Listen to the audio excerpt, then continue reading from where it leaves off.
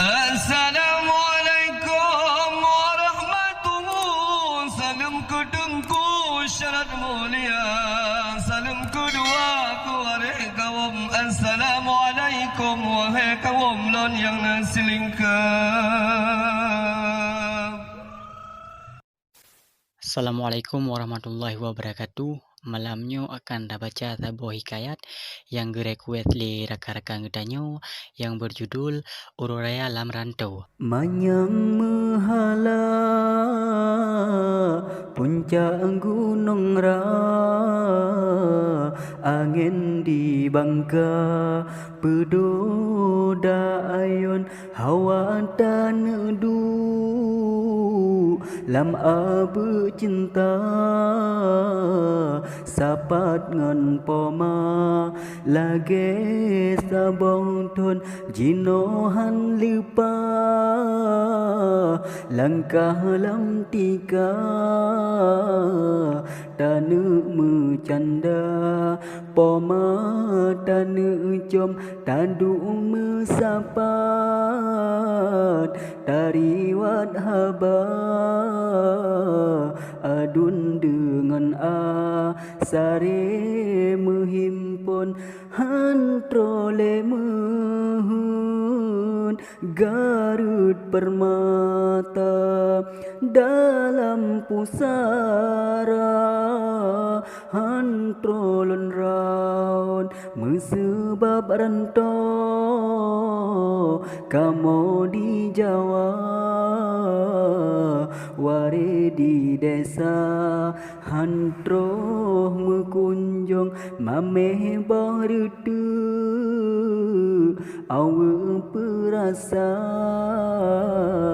tagun di luar sipru dalam on kiban kendali diri lon rasa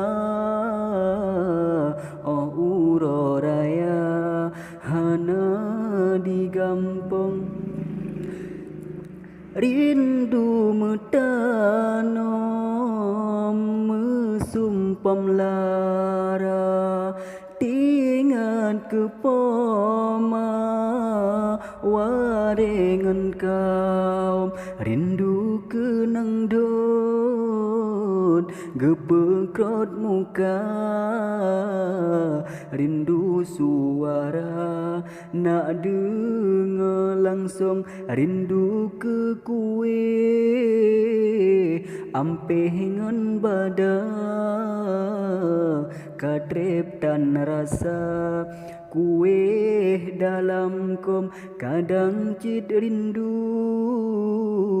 kebubak meja lagi lam masa awai di gampong rindu macaro omu adesya bauraraya mantang meimbon rindu mekem-kem dalam bahagia kenangan masa dilelon arung bahkan pesurut laut Malaka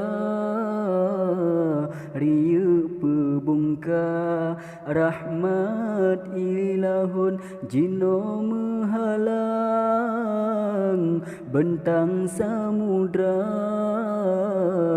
hantrolon kisah lon lake ampun menan ciderakan taulan selingkah hati tad hawa sapat di warung hawa lom sapat ni'man barosa tak kem raya hawa tad dilun biru tad langit mublet-blet cahaya bansi gam dunia sare tepulun lewat jangannya asalam rika mesimpan lara di dalam pantun.